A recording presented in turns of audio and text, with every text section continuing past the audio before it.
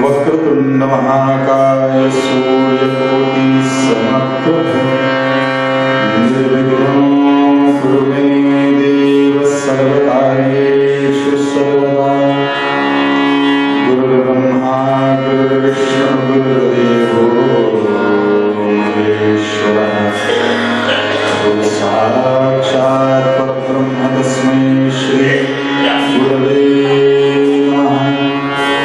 मूकं करोति वाचालं पङ्गुं लङ्घयते गिरिं यत्कृपातमहं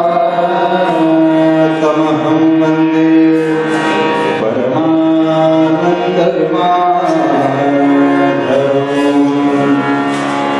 जयाचा जनी जन्मनामार्थ झाला, जयाने सदा वासनामार्ग केला, जयाच्या मुखी सर्वदा नाम कीर्ती।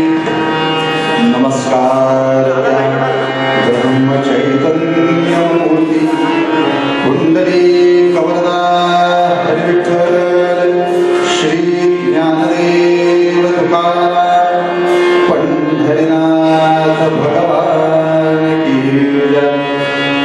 श्री अनंतकोटि ब्रह्मांड नायक राजाधिराज सच्चिदानंद सद्गुरु श्री ब्रह्म चैतन्य महाराज की जय। श्री ब्रह्मानंद महाराज की जय। जय जय रघुवीर समर्थ मंगलमूर्ति मोरया।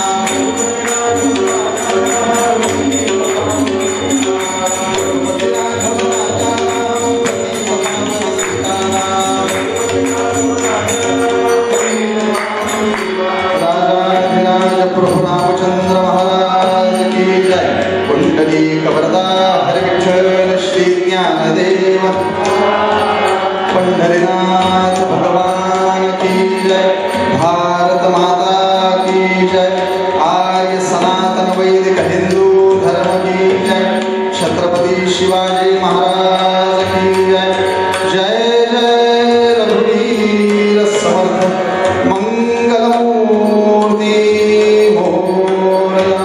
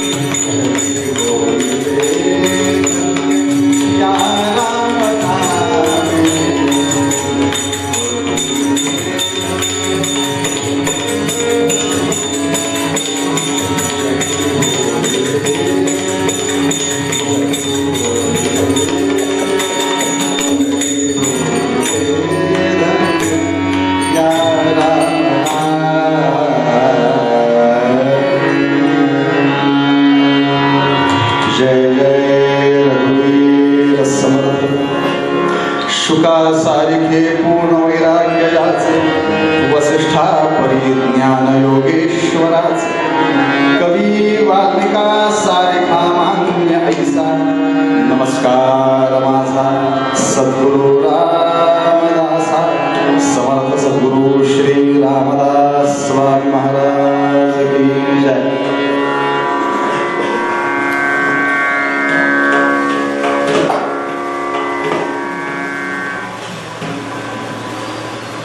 संपूर्ण भारत देशात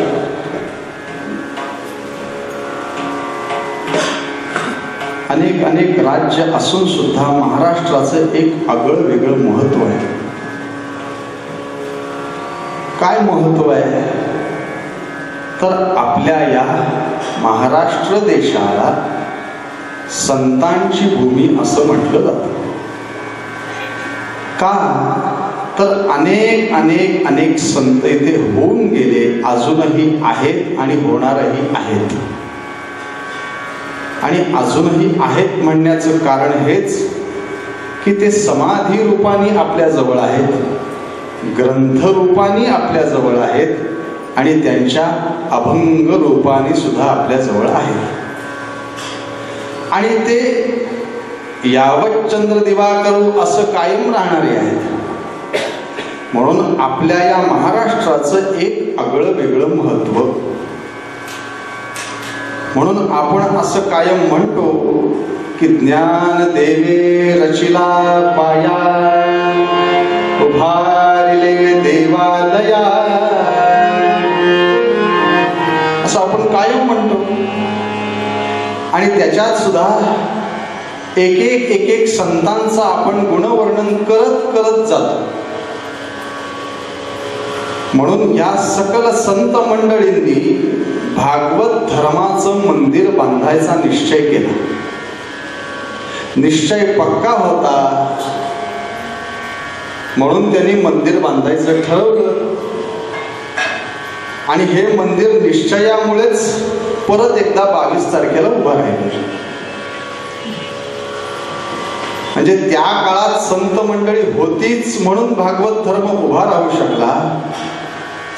तसंच आत्ताच्याही काळात संत आहेत आणि त्यांची उपासना तुम्हाला तुमचं मंदिर उभा राहायला मदत करते. फक्त आपला निश्चय पक्का पाहिजे. म्हणून ह्या सकल संत मंडळींनी भागवत धर्माची इमारत उभं करण्याची ठरवलं. मग प्रत्येक संतांचं एक आगळं वेगळं महत्व या भागवत धर्माच्या इमारतीत आपल्याला बघायला मिळतं. म्हणून आपण म्हणतो ज्ञान देवे रचिला पाया. ज्ञानोबारायांपासून ही सुरुवात झाली. पण ज्ञानोबारायांचं काय आहे तर ज्ञानोबारायांची प्रज्ञा. भागवत धर्माची इमारत एका प्र या अक्षरावरती उभी आहे.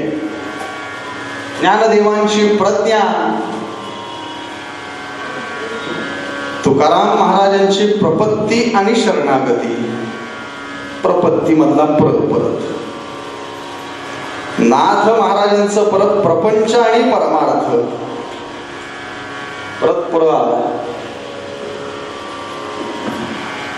आणि ह्या मंदिरावरती कळसावरती ध्वज लावायला लागतो ना, तो समर्थांनी प्रयत्नाचा ध्वज लावला. म्हणून एकंदरीत आपण एका ध्वजाच्या खाली आहोत हे महत्वाचं. म्हणून राजे जेव्हा आग्र्याला जायला निघाले तेव्हा ध्वज हत्तीवरती होता आणि राजे घोड्यावरती होते. काही जण रोपवे चालू असून सुद्धा रायगडावरती जाताना लोकांना त्रास व्हावा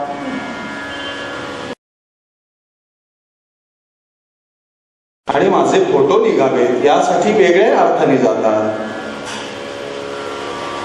पण राजे जे गेले ते लोकांना त्रास होण्यासाठी नाही गेले. तो ध्वज जो आहे तो आमचा भागवत धर्म आहे आणि तो हत्तीवरच राहिला पाहिजे आणि बाकी प्रजाजन खाली राहिले पाहिजे. मी सुद्धा घोड्यावरूनच जाणार हे राजांनी आदेश काढले आणि हा आदर्श समर्थांनी राजांना दिला. अरे बाबा प्रयत्न करत राहा. महाराज म्हणाले ना, यत्न कसून करीन मी, यश दे रामान दे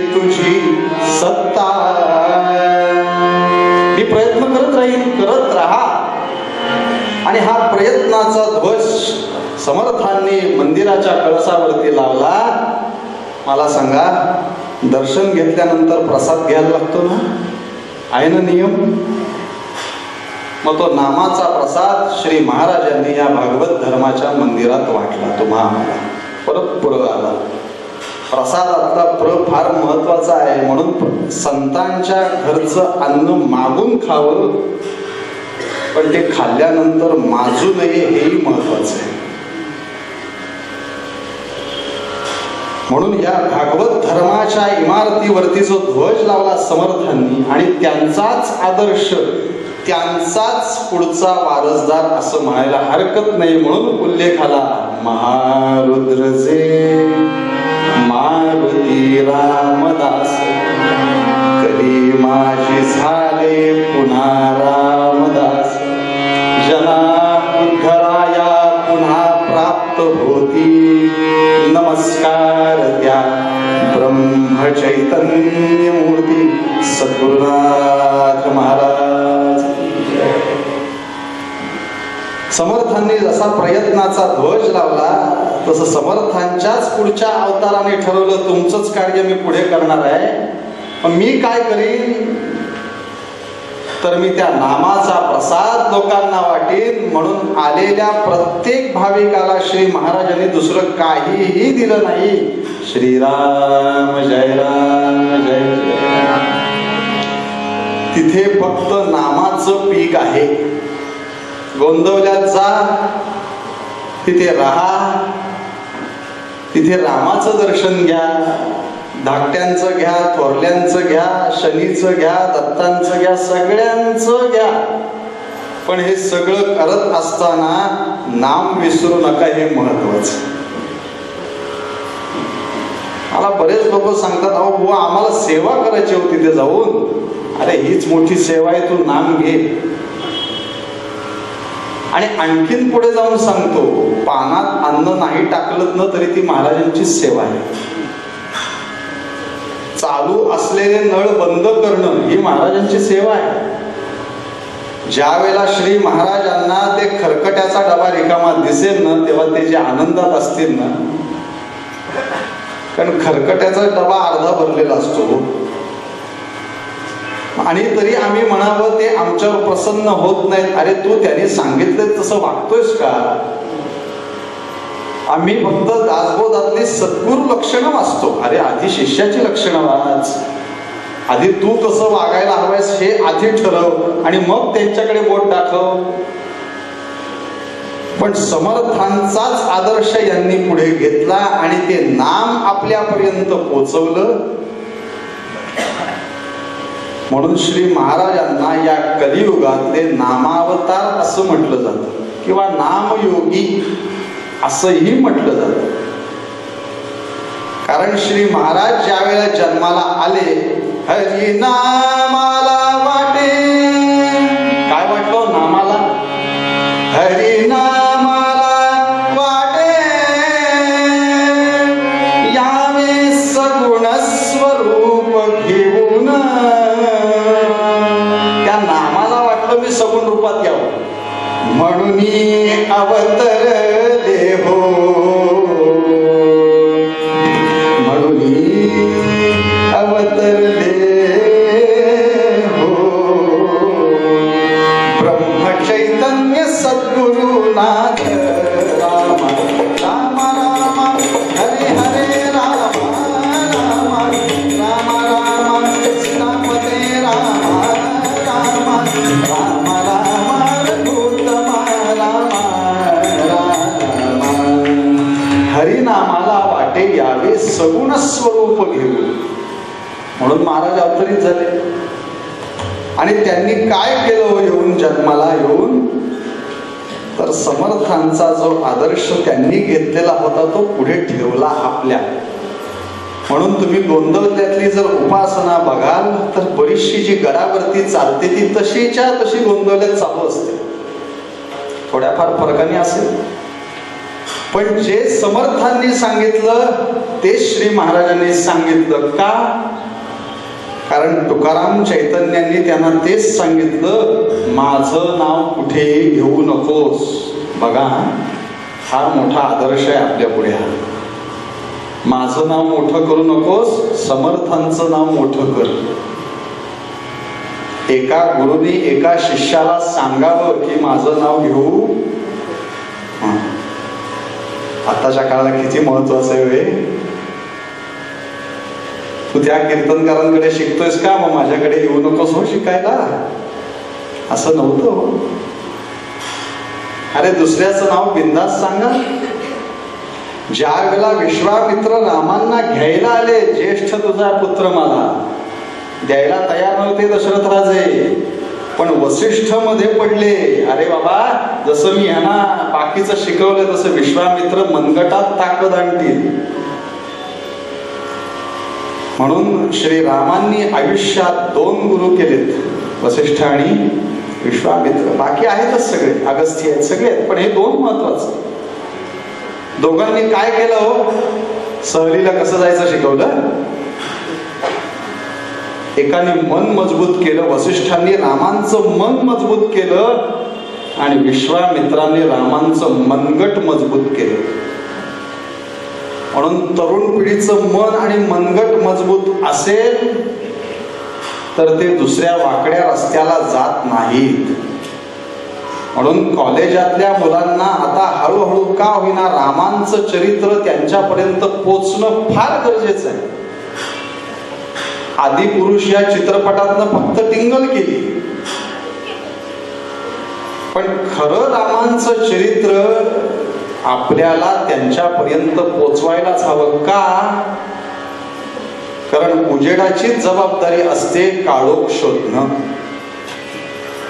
पंटीस लावायला लागते ना काळोखातनं जाताना, बॅटरी लावायला लागते, शोधत शोधत जायला लागतं. तसं रामांच्या बाबतीत झालं, तसं तोच आदर्श समर्थांनी ठेवला आणि तोच आदर्श चांगल्या पद्धतीने घोटाळा न करता,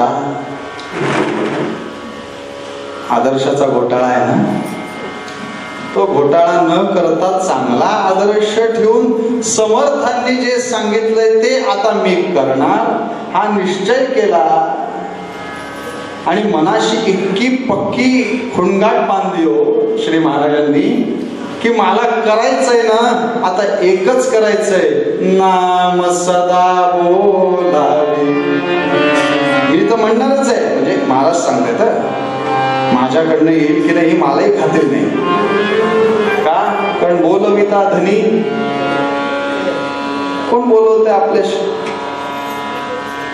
मी गायणारच आहे, नाम सदा बोलावे गावे भावे, महत्वाचं आलं जनासी सांगावे. आहे का आपल्यात ताकद? जय श्रीराम म्हणायला सांगितलं की म्हणतात का हल्ली? हल्ली म्हणायला लागले 22 तारखेनंतर टिंगल म्हणून का होईना म्हणायला लागले. आणि काही जण असं म्हणाले आता टीव्ही वरती की जे जय श्रीराम म्हणतात त्यांना मी हरामखोर म्हणतो. इतकी नालायकपणा या लोकांचा. तुमच्या तोंडात देवाचं नाव येऊ नये हे त्याचीच इच्छा नाहीये. कीर्तनाला बसल्यावर सुद्धा सगळेजण म्हणतात का भजन शेजारचा म्हणतोय ना मी कशाला म्हणू, तो वाजवतोय ना टाळ्या मी कशाला वाजवू. का? राम म्हणाला पुण्य लागतं आणि शिव्या द्यायला पुण्य लागतं. गाडी चालवताना असं कोणी आडवा आल्यावर तिथे पुण्याचा विचार करतात का हो माणसं? अगदी ओघात सगळं बाहेर पडतं. पुलंच्या भाषेत म्हणजे बा चा आणि बा हा सगळे प्रत्यय लागतात. पण तेच राम म्हणत सांगा ते म्हणणं अवघड आहे. म्हणून समर्थांनी तुमचं आमचं मन जाणलं, हे सकल संतांनीच जाणलं. पण समर्थांनी मनाचं सक्सेसफुली ऑपरेशन केलं 205 बोधामध्ये श्लोकामध्ये. आणि समर्थांनी गणाधीश जो ईश पासून ते मनाची शते ऐकता दोष जाती मती मंदते साधना योग्य होती चढे ज्ञान वैराग्य सामर्थ्य अंगी. जर तुम्ही देवाचं नाव घेतलं तर फलित काय आहे? मनाची शते ऐकता दोष जाती. एकैकमक्षरं पुंसां महापातकनाशनम. ताकद आहे भगवंताच्या नामात.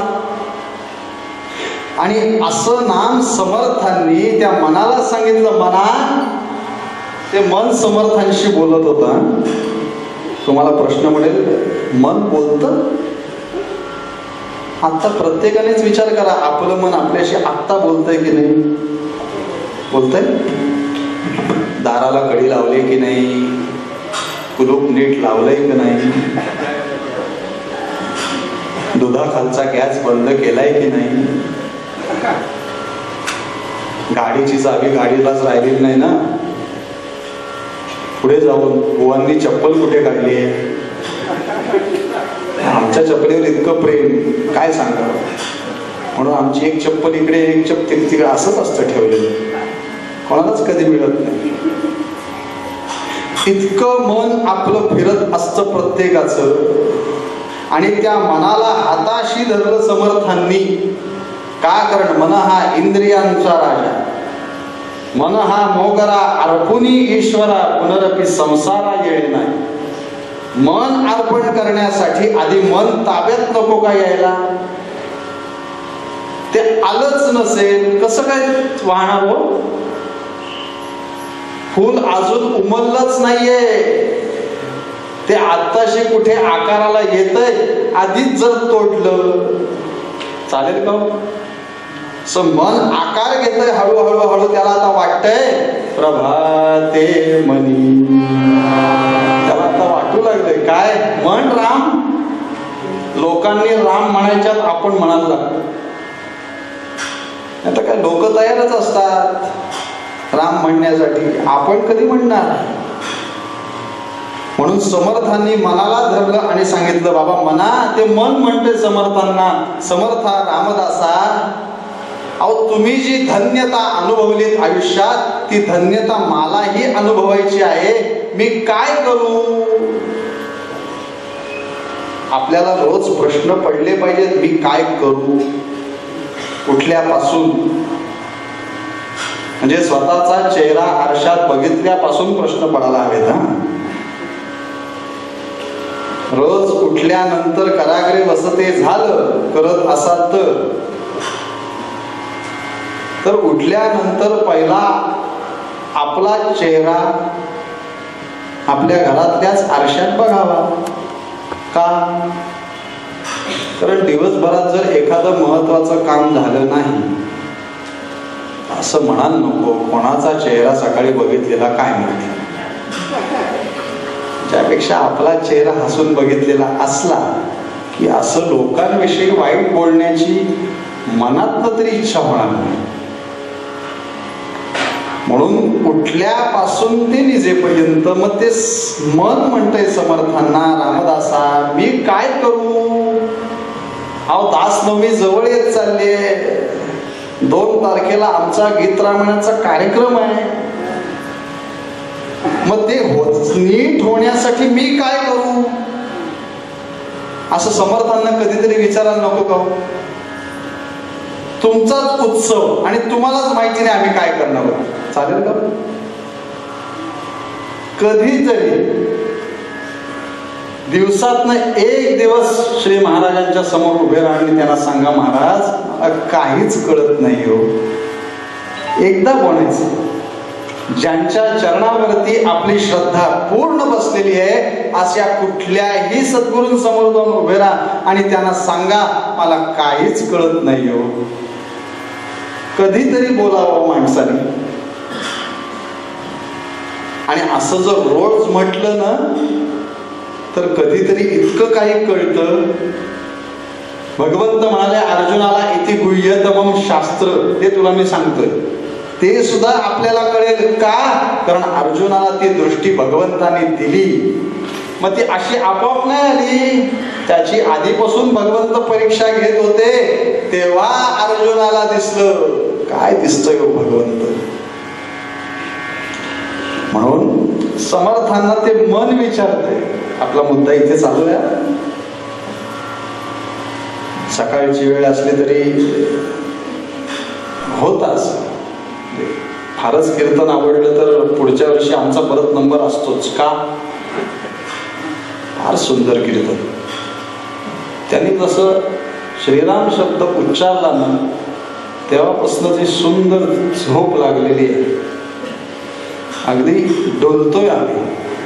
फक्त खुर्चीत बसलेल्याने सांभाळा, फार डोलू नका. खाली बसलेल्याला काही चिंता नाहीये. खुर्चीत बसलेले जर हालायला लागले तर आम्हाला आता उचलणंही शक्य नाही. त्यामुळे पेंग येऊ शकते. याच्यासाठीच मध्ये मध्ये गजल असतात, याच्यासाठीच मध्ये मध्ये विनोद असतात. कीर्तनकाराचा वेळ जात नाही म्हणून तो विनोद करत नाही. लोकांना थोडस आताच्या भाषेत कुरकुरे मध्येच, म्हणून ते मन विचारतंय समर्था काय करू. समर्थ म्हणतात मना अरे मी काय उपदेश करणार तुला. तुला उपदेश ज्ञानोबा माऊलींपासून चालूच आहे. मी काय वेगळं सांगणार. पण नाही म्हणाले तुम्ही सांगा एकदा तुमच्या भाषेत. आपण पण शिक्षकांना म्हणतो ना अहो गाईड मध्ये सगळंच आहे, तुम्ही सांगा ना समजावून. एकदा तुम्ही सांगितलं तर की मला पटकन कळेल. काही लोकांना वाचून कळत नाही, सांगून कळतं. काही लोकांना सांगूनही कळत नाही, वाचूनही कळत नाही. अशांना काय म्हणावं. म्हणून समर्थ सांगावं मी काय करू. समर्थांनी त्याला उपदेश करताना केला हा मनोबोधातील 57 क्रमांकाचा बोध. मी बोध ह्याच्याकरताच म्हणतोय कारण हा एक छोटेखानी बोधच आहे. मोठा ग्रंथ दासबोध आत्माराम आहेच, छोटाच आहे. पण त्याच्याही पेक्षा छोटा असलेला मनोबोध की ज्यामध्ये समर्थांनी फक्त मनाला बोध केला. आणि श्लोक हा शब्द चुकीचा नाही बरं, आपण केलेला आहे तो. याचं कारण सांगतो. विनोबा भावे कायम म्हणायचे समर्थांचे मनाचे श्लोक हे मनाचा शोक घालवणारे आहेत. काय सुंदर वाक्य. तुम्ही जर ते एक तानतेने म्हणत गेलात तर तुमचा शोक आपोआप नाहीसा होतो सहज. पण त्याविषयी प्रेम असणं गरजेचं. म्हणून समर्थ म्हणतात मना अरे बाबा मी काय केलं. समर्थ रामाला रोज सांगायचे संसार संगे बहुपीडिलो रे कारुण्य सिंधू मज सोडवी रे कृपा कटाक्षे सांभाळी दिना तुझ वीण रामा मज कंठ वेना. रामा तुझ्याशिवाय मला नाही करमत. असं समर्थ रोज डोळ्यात पाणी आणून रामाला सांगायचे हो रोज. म्हणून त्यांना रामदर्शन झालं. मग समर्थ म्हणतात मी काय केलं ते सांगतो. मी काय केलं सांगू का. जगी होईचे धन्य या राम नामे क्रिया भक्ती उपासना नित्य उदासीनता तत्वता सार आहे सदा सर्वदा मोकळी वृत्ती राहे. जय जय रघुवीर समर्थ जय जय रघुवीर समर्थ जय जय रघुवीर समर्थ. मना तुला ती धन्यता अनुभवायची काय कर. तर समर्थांनी मनाला धन्यता मिळवण्यासाठी रामनाम दिलं. जगी होईजे धन्य या रामनामे. तुला ती धन्यता अनुभवायची ती तुला दुसरीकडे कुठेही मिळणार नाही. फक्त कुठे मिळेल त्या रामनामात मिळेल. कारण धन्यता जी अनुभवायची ती मनातनं आहेच. पण आपलं समाजावरती ऋण आहे. समाज ऋणात आहोत आपण प्रत्येक जण. देशाच्या ऋणात आहोत. पितृऋण ऋषीऋण देवऋण देशऋण पण आहे ना.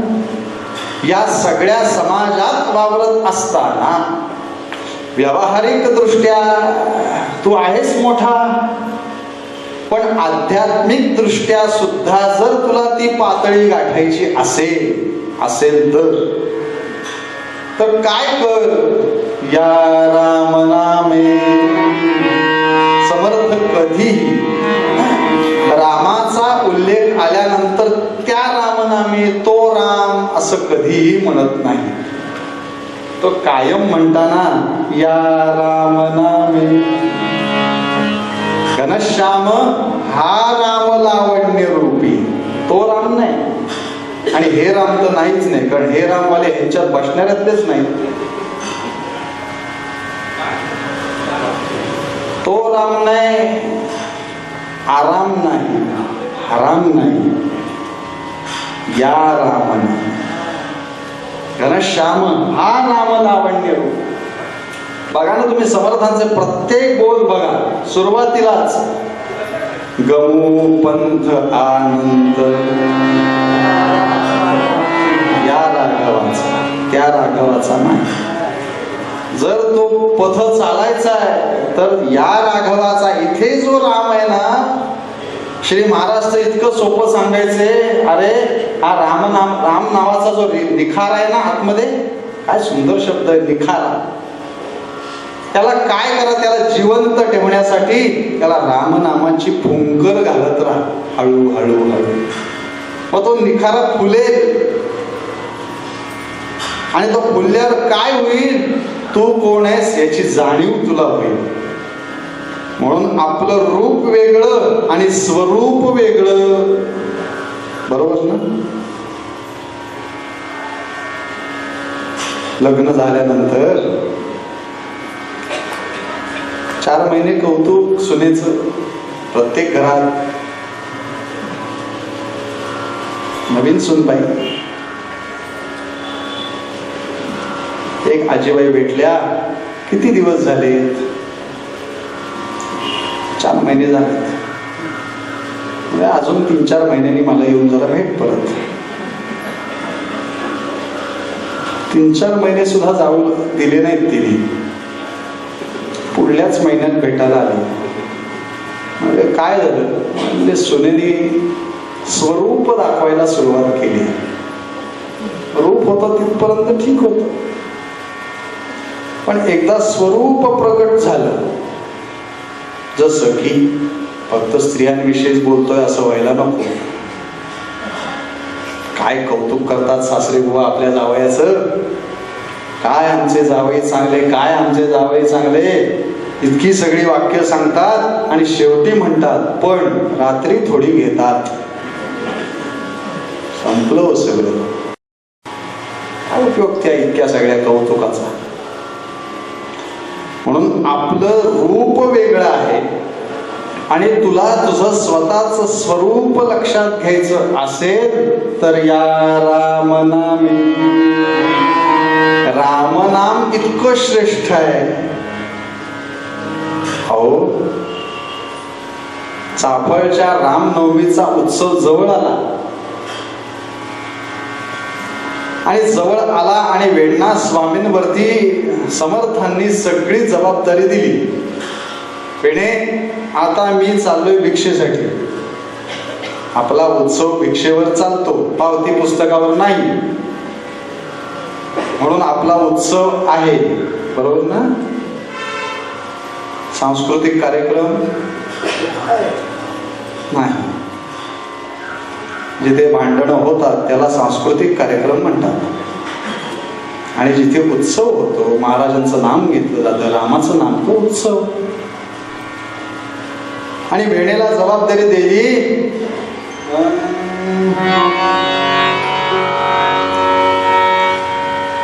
तुला सगळा उत्सव करायचा आहे. बरं स्वामी, तुम्ही आशीर्वाद दिला तर मला काय अवघड आहे. आणि तुम्ही आहातच, तुम्ही इथनं कुठे जाणार हो मला सोडून. असं नको म्हणूस. अगं मी खूप दौऱ्यावर आहे आता, रामाचा उत्सव करायचा आहे, मोठा करायचा आहे, किती धान्य लागेल. बरं ठीक आहे, सांभाळते सगळं. सगळी कामं समर्थाने आखून दिली. समर्थ निघून गेले. आणि उत्सवाला बरोबर महिना शिल्लक आणि 10 दिवस आधी वेणनाथ स्वामी इतक्या थकल्या, इतक्या आजारी पडल्या की आता उठवत पण नाही, बसवत पण नाही, अशी अवस्था झाली. आणि सगळी कामं समर्थांनी लिहून दिलेली डोळ्यासमोर आहेत, पण करू काय, मला करता येत नाहीये. आणि समर्थांच्या शिष्या वेणाबाई रामासमोर रांगत आल्या आणि रामाची प्रार्थना करत आहेत. रामा, राम गावा, राम ध्यावा, ध्यावा, राम गावा, राम ध्यावा, ध्यावा, राम गावा, राम ध्यावा, ध्यावा, राम जीवीचा विसावा, विसावा,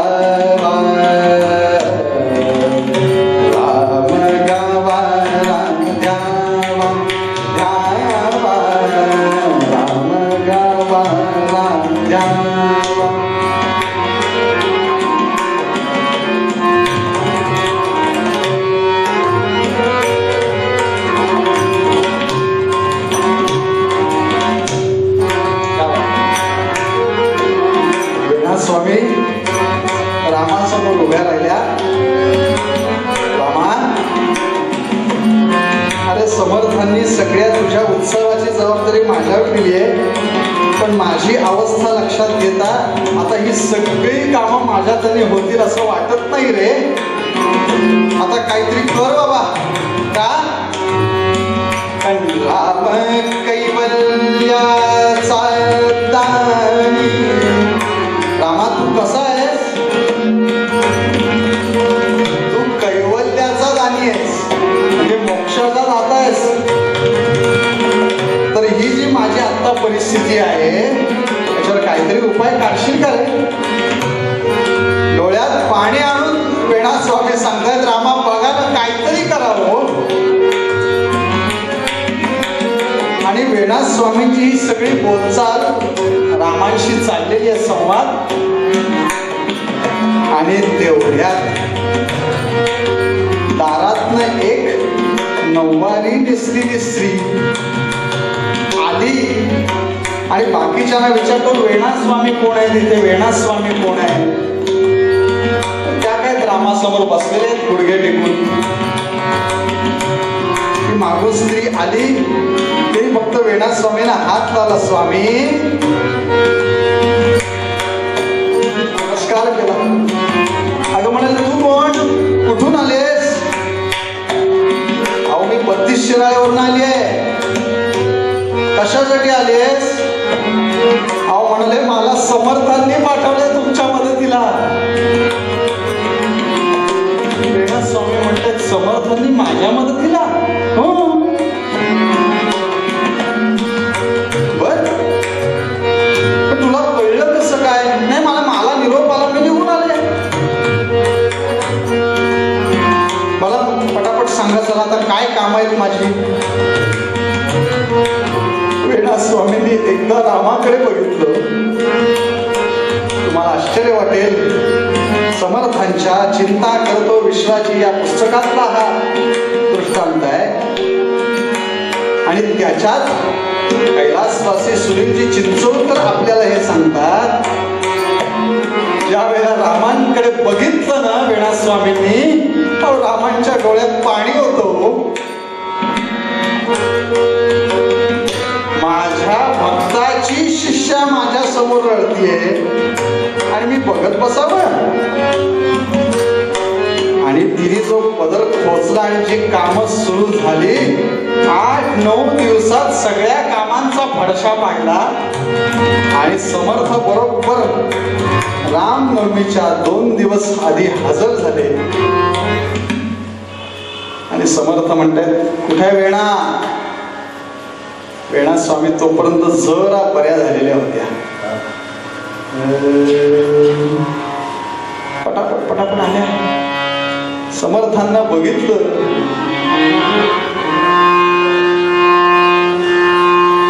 आणि ती शांत दांत समर्थांची मूर्ती, चेहऱ्यावरती गोड हसू आहे समर्थांच्या. पिणे कामं झाली का सगळी? आणि संतांचं बोलणं गोड असावं. आता हो म्हणावं का नाही म्हणावं? पण वेणा स्वामी होते हो, केळकर बुवा नव्हता खोटा बोलणारा. सगळं मीच केलंय. आणि वेणा स्वामी पटकन म्हणाल्या, स्वामी अहो म्हणाले तुम्ही ज्यांना पाठवलेलं होतं ना त्यांनी सगळी कामं केली. समर्थ म्हणतात मी पाठवलंय कोणाला?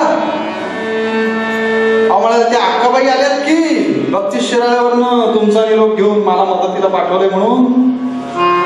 बोलो बघू तिला, कोण आहे ती बघू दे मला एकदा. म्हणून शिष्याला सांगितलं जा त्यांच्या खोलीत पटकन त्यांना बोलवून आण. शिष्य धावत गेला. कुठल्या अक्काबाई हो? चाफळचं अख्खं मंदिर शोधून झालं, सगळं शोधून झालं, कुठे अक्काबाई नावाची बाईच दिसे नाही. आणि तो शिष्य सांगतोय वेणा स्वामी कुठेच नाही तो त्या. समर्थांनी वेणा स्वामींचा हात धरला. वेणेच तुला दाखवतो तुझी अक्काबाई कुठे आहे ती. काय भाग्य वेणा स्वामींचं. हात धरलाय समर्थांनी, चल. आणि रामासमोर आणून उभे केलं. तू जिला शोधाला पाठवलंस ना ही बघ तुझी अक्काबाई इथे उभी आहे धनुष्य हातात घेऊन. आणि त्यावेळेला वेणा स्वामींच्या मुखातनं शब्द बाहेर पडले, बंध विमोचन राम माझा, बंध विमोचन राम. पण ह्या रामाला मी ओळखलं कसं? सद्गुरु कृपे ओळखला जो कौसल्येचा राम.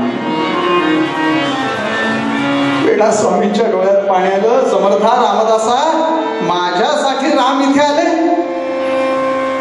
अगं वेडे तुझं जे रामनाम झालेलं आहे ना त्या रामनामाचं हे फळ आहे. त्यांचा मोठेपणा किती बघा. त्या म्हणाल्या अहो मी रामनाम कुठलं घेतलं, तुम्ही घेतलं माझ्याकडून करून. किती मोठा वेणा स्वामींचा हा निरोप आहे आपल्याला की मी काही करत नाहीये. आम्ही एक माळ जपाची केली तरी आमचा अभिमान टोकाला पोचतो. अहो वेणा स्वामींना साक्षात राम कामाला आला तरी अभिमान फुटलेला नव्हता. नाहीच. अरे मी काय केलंय तुमच्यामुळे मला राम इथे आला असेल. वेणा स्वामींचे काय शब्द आहेत. शरण ही वेणा आत्मा रामा पावली पूर्ण विराम. माझी अवस्था आता समर्था काय आहे? पूर्ण विराम. म्हणजे काय? मी मोक्षाच्या वाटेकडे लागले का? तुझ्यामुळे मला रामाचं दर्शन झालं. म्हणून आताही आपण स्वामींचे सुद्धा स्वामी समर्थांचे वेगवेगळ्या तत्परी बघतो. साडी नेसलेली आहे, नथ घातलेली आहे, कोणाला कशात काय दर्शन दिलं असेल माहिती नाही हो. तो कुठल्या रूपात येईल माहिती नाही. तो कधी विठू धेड बनून येतो, कधी अक्काबाई बनून येतो, कधी नामदेवांच्या घरी त्यांच्या बाळणपण सुद्धा करायला जातो. किती ठिकाणी तो पोचतो. आता पण आहेत का महाराज इथे आलेले? आहेत की? आता पण समर्थ इथे आहेत का? आहेत ना. ते जात आहेत कुठे आपल्याला सोडून? का? आपला विश्वास त्यांना इथे घेऊन येतो. म्हणून कीर्तनात प्रवचनात बसताना तर्कबुद्धीने कधी बसू नये, विश्वासाने बसावं. तर्कबुद्धीने जर बसलात तर तुमचा अनुभव वेगळाच असतो आणि विश्वासाने जो बसलेला असतो त्याचा अनुभव वेगळा असतो. नर्मदा परिक्रमा करणाऱ्यांना जे तर्कबुद्धीने जातात त्यांना काहीच कळत नाही. आम्ही नदीला फेऱ्या मारल्या एवढंच कळतं. आणि जे श्रद्धेने जातात त्यांना योग्य तो प्रसाद मिळतो. गिरनारला जा. जे तर्कबुद्धीने जातात त्यांना काहीच कळत नाही, काहीच कळत नाही. कसं शक्य आहे, काय आहे, कोणी ते नक्की दत्तच आहेत का, काय आहे, इतक्या नको नको त्या शंका.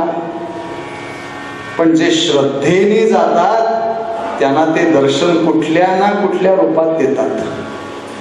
म्हणून समर्थांनी सांगितलं, अनुभवानी सांगितलं, अनुमानाने नाही. संतांचं बोलणं हे अनुभवाचं असतं आणि विचारवंतांचं बोलणं हे अनुमानाचं असतं. म्हणून संत आणि विचारवंत याच्यात फरक आहे. त्यांच्या फार नादी लागायचं नाही आपण. त्या आपल्याला त्या देवापासून दूर करत असतात. म्हणून समर्थांनी सांगितलं, या मनाला तुला धन्यता अनुभवायची ना, अरे माझ्या वेणेने अनुभवली, माझ्या कल्याणाने अनुभवली, मग तुला का नाही शक्य? या रामनामे. आणि अजून काय कर, या रामनामाबरोबर क्रिया, भक्ती, उपासना, नित्यनेमे. क्रिया कर, कर्म. आज सकाळी आपण अभिषेक केला, कर्म. तत्सत कृष्णा, काही नाही माझं, इदं न मम. पण हे समर्पया मी म्हटला ना, शेवटचा मी महत्वाचा असतो. समर्पया मी, तो मी सुद्धा मला नकोय. सगळं तुझं आहे भगवंता, सगळंच तुझं आहे. म्हणून कर्मही कर, पण त्या कर्माबरोबर पहिल्या ओळीतला शब्द जोडायचा आहे, या राम नाम. कर्म करायचंय, झाली वास्तुशांत, झाली एखादी शांत, घ्या रामनाम. लोक आम्हाला विचारतात रामनाम घेताना, याचा या शांतीशी काय संबंध आहे? म्हटलं याचाच जास्ती संबंध आहे. शांत नसती झाली तरी चाललं असतं, पण ते कर्म झाल्यानंतर रामनाम घेणं, याचाच अर्थ माझा अभिमान तिथेच टाकून निघणं, जर झाला असेल तर. म्हणून या रामनामे क्रिया, भक्ती. आता भक्तीच्या तर 9 पायऱ्या आहेत, इतकं कुठे बोलायचंय आपल्याला. श्रवणम, कीर्तनम, या 9 पायऱ्या जर बोलायला गेलो,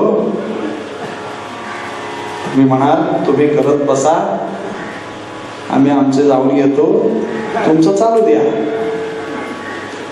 पण ती भक्ती कुठलीही करत असताना, आता तुम्ही श्रवण भक्ती करताय, मीही करतोय, हे का म्हणतोय? आपलंच कीर्तन आपल्याला ऐकायला यायला लागतं. त्याला आत्ताच्या भाषेत मॉनिटर असं म्हणतात ना अर्जुन दादा, बरोबर ना? हा, कारण ते माईकवाले आहेत, त्यांना जास्ती कळतंय माझ्यापेक्षा. जर तुमचाच आवाज तुम्हाला ऐकू येण्यासाठी ते मॉनिटर असतो, तसंच तुमचं जे नाम चालू आहे ते तुमच्या कानाला ऐकू येतंय का, ही पहिली श्रवण भक्ती. आणि श्रवण इतकं करावं, इतकं करावं,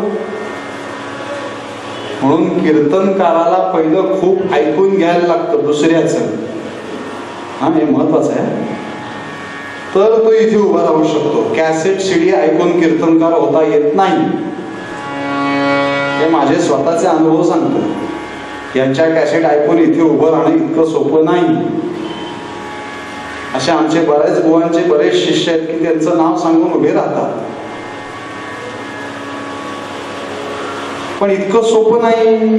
पण ते श्रवण म्हणजे काय आहे, त्याच्यात 2 अर्थ आहेत, 2 आणखीन पर्याय आहेत. श्रवणाचं मनन झालं पाहिजे आणि चिंतन झालं पाहिजे, दोन्ही झालं पाहिजे.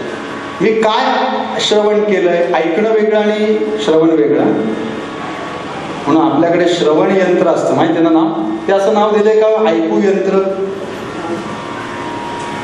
श्रवण यंत्र का, जे ऐकलंय ते काय ऐकलंय त्याचं श्रवण म्हणतात. कारण श्रवणाचं मनन होतं आणि चिंतन होतं, आणि त्याच्यातनं दुसरी भक्ती उदयाला येते, कीर्तनम. जर ऐकलंच नाही तर काय कीर्तन करणार? म्हणून कुठलीही क्रिया करत असताना तिथे रामनाम पाहिजे, आणि कुठलीही भक्ती करत असताना तिथे रामनाम पाहिजे. तर या रामनामे हा शब्द तिन्ही ठिकाणी आहे. उपासना, नित्य नेमे, हा सुंदर शब्द समर्थांचा. म्हणून श्री महाराजांचं जे पुस्तक आहे निळ्या रंगाचं, त्याच्यावर सुद्धा लिहिलेलं काय, नित्योपासना. समर्थांचाच एक श्लोक आहे 105 क्रमांकाचा, बरी स्नान संध्या करी एक निष्ठा. त्याच्यात त्या ओळीला जरा फोडायचंय स्वल्पविरामामध्ये, बरी स्नान बरंच करा, पण संध्या करी एक निष्ठा. बाकी काय केलं नाहीस तरी चालेल, संध्या एकनिष्ठेने कर. आणि संध्या म्हणजेच उपासना. भगवंताला आकाशात पतितं तोयम यथा गच्छत सागरम सर्वदेव नमस्कारां केशवं प्रति गच्छति. ही प्रार्थना करणं म्हणजेच उपासना करणं. आणि ही उपासना कशी करा, नित्य नेमे. नित्य झाली तर ती उपासना ना. आणि नित्य कोण आहे, कोण आहे? हा संवादाचं कीर्तन आहे, असं गप्प बसून नाही जमायचं, नाही तर मी असंच पुढे तसंच थांबणार. कोण नित्य आहे? साधं उत्तर आहे, भगवंत. आपण नित्य आहोत? आपण सरळ नसतो तर नित्य काय असणार? नित्य भगवंत आहे. मग नित्याची उपासना करणं म्हणजे नित्योपासना करणं. जो नित्य, आणि हे मी वेगळं नाही सांगत, श्री महाराज प्रवचनात तर सांगताय. आजचं श्री महाराजांचं प्रवचन बघा, मला जनप्रियत्व भरपूर आवडतं असं ते म्हणते. मला माणसं फार आवडतात. आणि त्यांच्या शिष्यांचं उलट आहे. परवा आम्ही एकाची साठी शांत केली. साठी शांत झाली. आता माणूस चेहऱ्यावर जरा थोडं तरी हसू असायला हवा ना. चेहरा इतका पडलेला, इतका पडलेला. म्हटलं काका झालंय का तुमच्या साठी? झाले ना. का चेहरा एवढा अशांत का? म्हणाले काय नाही गुरुजी, 50 लोक जरा जास्तीच जेवली म्हणून अशांत. मग साठी शांती, ह्या त्या शांतीतच, त्या शब्दातच तुम्ही अडकलाय. झाले ना. लोकांचा शब्द करून टाकू. गुरुजी चला वासूयंत करून टाकू. सत्यनारायण उरकून टाकू आपण. काय टाकावं आणि काय घ्यावं हे जर लोकांना कळत नसेल तर, चला चला चला चला बुवा उशीर होतोय, पटकन जपाची माळ उरकून टाका. चला पटकन पटकन, फार वेळ घालू नका. काय टाकावं काय घ्यावं हे आपल्याला कळत नाही. म्हणून समर्थ म्हणतात जो नित्य आहे त्याचा नेम करा आणि त्याच्या बरोबरीने या राम नामे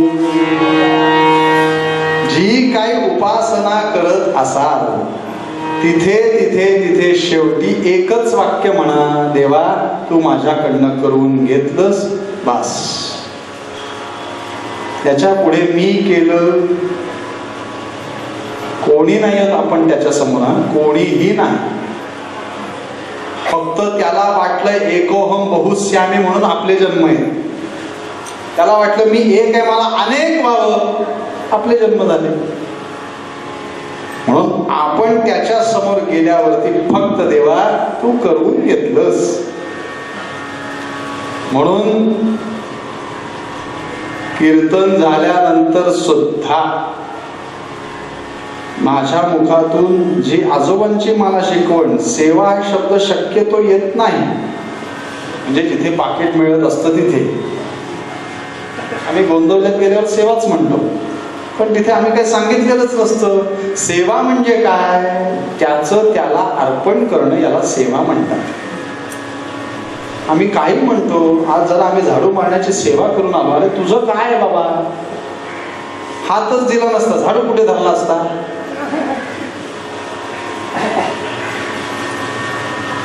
काय का आम्हाला गायक पण मोठे मोठे सांगतात जरा आज रामाला हा राग ऐकवतो. अरे तू कोण, हु आर यू? त्यांनी जर ठरवलं आज याचा घसाच बसवायचा, बोला काय करणार तुम्ही, किती गुळण्या कराल पाण्याच्या, अख्खी टाकी रिकामी होईल. पण एकदा त्यांनी जर ठरवलं ना की दान टाकायचंच नाही या पेटीत, काय कराल? कसला अभिमान! अभिमान शत्रू मोठा. महाराज म्हणतात सर्वांना जाचतो सुखाशे, हाची सुबोध गुरूंचा मारावा तो समूळ नामाने. अभिमान घालवायला एकच फक्त शस्त्र आहे, नाम. म्हणून क्रिया भक्ती उपासना नित्य नेमे, उदासीनता तत्वता सार आहे. समर्थांनी सांगितलंय कायम उदासीन राहायचं. कळवण्यास अत्यंत वाईट वाटते, असा चेहरा कायम पाहिजे. याचा अर्थ तो नाही शरीर सौष्ठवाबद्दल उदास असणं. उदासीनता पंचविषय आहेत, शब्द स्पर्श रूप रस आणि गंध, या 5 विषयांपासून मी लांब असीन तर उदासीनता. काय तत्व? परमेश्वर तत्वता सार आहे. आणि सदा सर्वदा मोकळी वृत्ती राहे. आणि हे जर सगळं राहिलं ना तर काय होतो आपल्यात बदल? तर सदा सर्वदा समर्थांचे आवडीचे शब्द आहेत, ऐकलेत ना आपण आधी? सदा सर्वदा 12 वाजलेत ना, योग तुझा घडावा आहे ना. सदा सर्वदा, सदा सर्वदा प्रीती रामी धरावी. किती ठिकाणी सदा सर्वदा शब्द येतो समर्थांच्या मुखातून. असं सदा सर्वदा मोकळी वृत्ती राहे. माझं इथे काही नाही, या मोकळी वृत्तीने मी राहतोय. आणि कुठली वृत्ती? तर रामाच्या चरणापाशी मी आहे, ही माझी वृत्ती स्थिर झालेली आहे. म्हणून ती मोकळी वृत्ती राहे. काहीच नाही माझ्याकडे. या देवी सर्व वृत्ती रूपेण संस्थिता नमस्तस्यै नमो नमः. ती वृत्ती जी आहे ती चांगली राहण्यासाठी या रामनामे कायम मुखात जर रामनाम असेल तर तुम्हाला जग जिंकता येईल. हा आलं ना, अबुधाबीत पण मंदिर झालं की नाही? या रामनामे. रामावर विश्वास आहे आणि ज्यांचा रामावर विश्वास होता तेच 22ला तिथे पोचले की नाही? काही जण म्हणाले आम्ही नाशिकच्या काळाराम मंदिरात जाऊन जाणार. अरे तुला विचारते कोण? त्या रामाची इच्छा नाही तुझं तोंड बघावं. असे अनेक अनेक होते आहेत, पण राम जागा आहे ना. त्याला फक्त पाळण्यात आपण किती वेळ झोपवतो राम जन्माला? 1 मिनिट जेमतेम. का? कारण त्याला परत 24x7 आपल्यासाठी जागा राहायचं. तो जर झोपला काय होईल आपली अवस्था? प्रत्येकाने प्रत्येकाचा विचार करा. कोणी राहील का तिथे? कीर्तनात गजर करायला काय कीर्तनकारच राहणार नाही. म्हणून असाही एखादा प्रश्न पडावा की या स्पीकर मधनं बोलतोय कोण? मोबाईलची रिंगटोन वाजते, कोण बोलत असतो त्यातनं? कोण टाकतं हे सगळं त्याच्यात? आपला पण मोबाईलच आहे ना. हा, जिओचं कार्ड आहे आपल्यात. हा, जीव नावाचं कार्ड. ते एकदा कार्ड काढलं काय राहिलं? ठोकळा. मोबाईल पण तसाच राहतो पडलेला. म्हणून समर्थ म्हणतात मना, तुला जर ती धन्यता अनुभवायची असेल तर काय कर? तर फक्त रामनामाचा आश्रय घे. घेतलास ना की तुला असा काही आनंद मिळेल या रामनामातून. आणि ह्या रामनामाचा आनंद कोणी घेतला चरित्र भागात बघूया. म्हणून पूर्व श्लोकात समर्थ आपल्याला म्हणतात जगी होईसे धन्य रामनाम.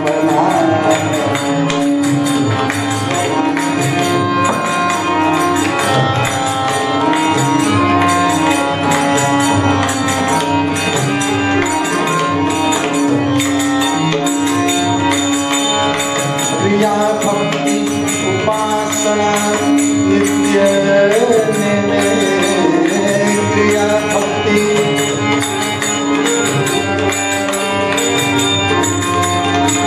उदासीनता तत्वता सारहा सदा सर्वदा मोकळी वृत्तीला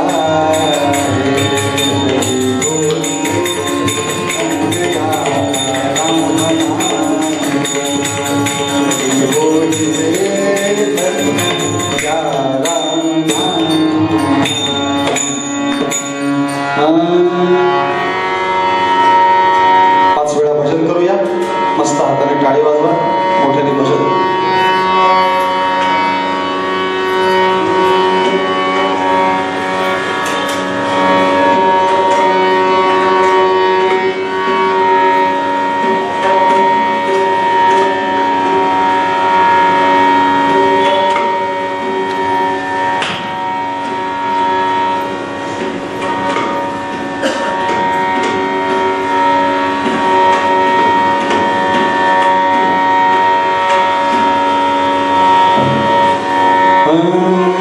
रघुपती राघव राजा राम पतित पावन सीताराम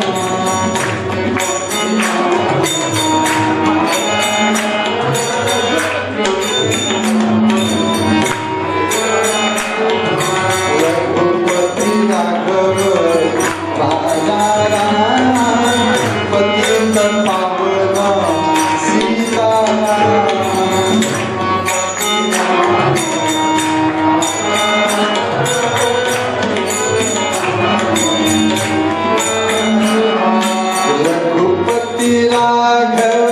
राजा राम पतित पावन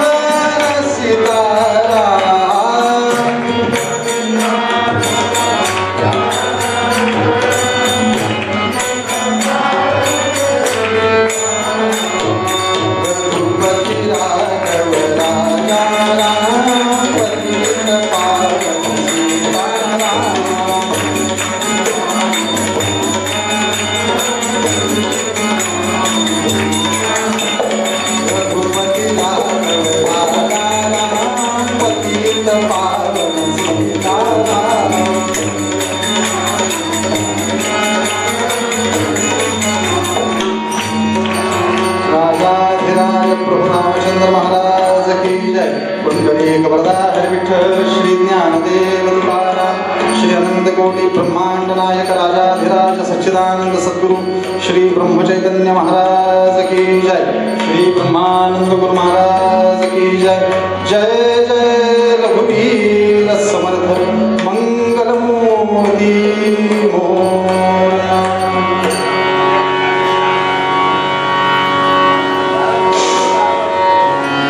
श्री महाराजांचा जन्म झाला. सगळीकडे आनंदी आनंद वातावरण आणि रोज घरात दासबोधाचं वाचन चालू असायचं. त्यामुळे नवीन नवीन शब्द काय ऐकायला मिळत नव्हते. रोजच सगळं कानावर पडत होतं. येता जाता उठता बसता कार्य करिता रोज काही ना काहीतरी नवीन एक एक समासातला एक एक श्लोक ती ओवी ऐकतायत श्री महाराज.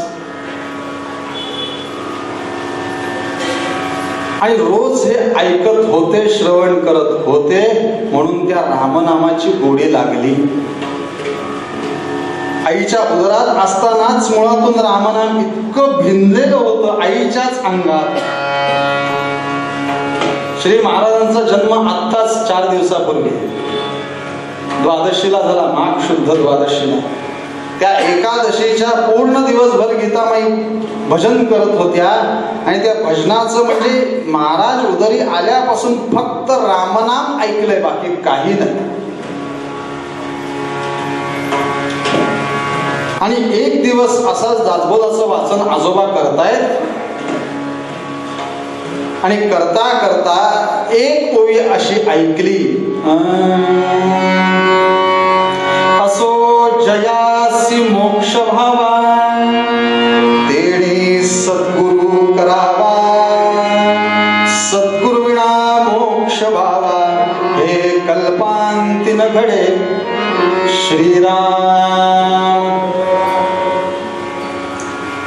दासबोध वाचताना फार सावध राहायचं असतं.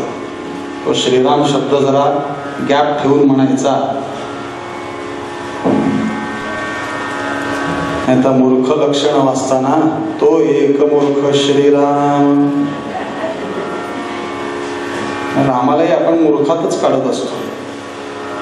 तो एक मूर्ख स्वल्पविराम श्रीराम. घाईघाईने वाचतो ना आपण, सगळंच पटापट त्याच्यात, सगळंच राम पण मूर्ख, सीता पण मूर्ख, सगळेच मूर्ख. वाचताना सांभाळा. म्हणून आपल्याकडलं स्लोगन प्रसिद्ध आहे, वाचाल तर हा, आणि नीट वाचाल तर वाचाल. हा, नुसतं वाचाल तर वाचाल नाही, तो नीट शब्द कंसात आहे म्हणून तो नीट वाचावा. आणि ही ओवी ऐकली श्री महाराजांनी, गणोबांनी, आणि मनाशी निश्चय केला, गोंदवले सोडायचं. वय वर्ष किती हो? 8, 9, 10, 60. पण 60व्या वर्षी सगळं सुचतं ना. 60 नाही हो, 7 ते 8 वय नुकतीच मुंज झालेली होती. सुंदर बेगबाळी कानात घातलेली आहे, शेंडी रुळती व मानेवरती. आणि श्री महाराजांनी कोणालाही न सांगता रात्री घर सोडलं पण, आणि फिरत फिरत स्वारी कोल्हापूरला आली. आणि आई जगदंबे समोर श्री महाराजांची स्वारी गणोबा उभे आहेत आणि आईला म्हणतायत, भेटी मला सणी तो गुरु आई हरिता वीर ऐसा. भेटी मला सणी तो गुरु आई हरिता वीर ऐसा. कृपा कटाक्षे त्रिताप वारुणी, कृपा कटाक्षे त्रिताप वारुणी, पाजिल ज्ञान सार. भेटीव मला सणी तो गुरु आई हरिता वीर ऐसा. भेटीव मला सणी तो गुरु आई हरिता वीर ऐसा. आई, मला गुरु भेटायला असं वाटतंय, काहीतरी मार्गदर्शन कर ग. 1-2 आठवडे तिथेच राहिले श्री महाराज गणोबुवा, पण आईकडनं काही उत्तरच येईना. म्हणून कोल्हापूरचाही मुक्काम उरकला आणि फिरत फिरत फिरत स्वारी इतक्या ठिकाणी गेली, इतक्या ठिकाणी गेली. अहो, जे परमहंस स्थितीला गेलेले होते ना, त्या रामकृष्ण परमहंसांकडे सुद्धा श्री महाराज पोहोचले. कुठे? बंगालात. गुरु शोधार्थ इतके फिरले. आणि रामकृष्णांचे शब्द चरित्रात वाचा. रामकृष्ण म्हणाले श्री महाराजांना, गणोबुवाला, तू तुझा खून करून घे, त्याशिवाय तुला गुरु मिळणार नाही.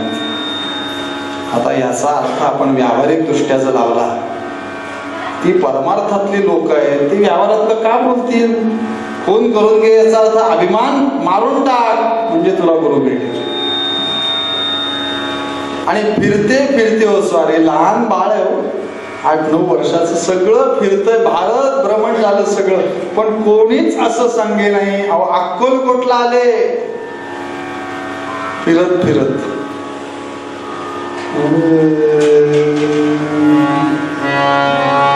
आणि जसे गणोबा अक्कलकोटच्या जवळ आलेले होते ना, स्वामीजी आदल्या दिवसापासून प्रत्येकाला विचारायचे, अहो माझं कुठे बाळ बघितलं का हो, माझं बाळ बघितलं का हो, फार थकलंय ते, कुठे दिसलं का हो तुम्हाला बाळ माझं? लोक पण त्या काळची आत्ताच आहेत तशी नाही, तर तार्किक दृष्ट्या तेव्हा पण होती, यांचं कुठलं बाळ? पण ते करणाऱ्याला संतांच्या खुणा संतची जाणती. माझं बाळ बघितलं का हो कुठे? प्रत्येकाला विचारावं, पण काहीच कोणीच बोलत नाही हो.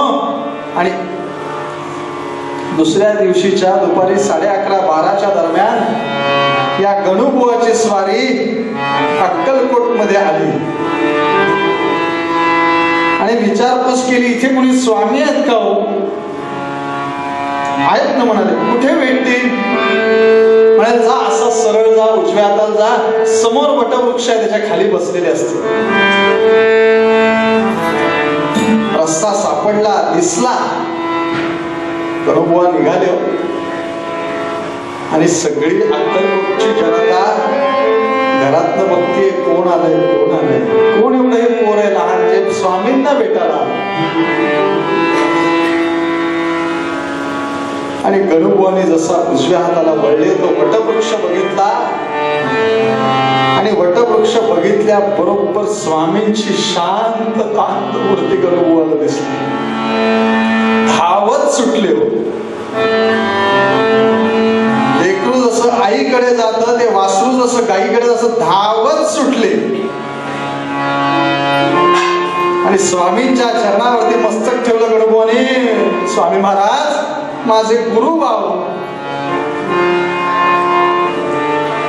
जवळ घेतलं, मांडीवर बसवलं. काय भाग्य.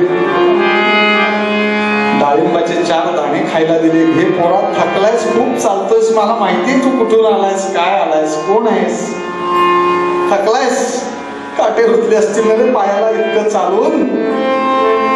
अरे म्हणाले मला माहिती आहे ना गुरु शोधार्थ काय करायला लागतं ते. बस जवळ घेतलं. काय महाराजांचं भाग्य असेल, स्वामींनी जवळ घेतलं.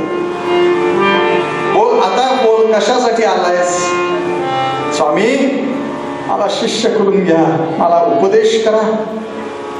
स्वामी म्हणाले बाळा, त्या नियतीने ही जबाबदारी माझ्यावर नाही रे दिली, आणि जर दिली असती ना मी आनंदाने तुला माझा शिष्य करून घेतलं असत. पण काय करू, माझ्यावर नाही जबाबदारी.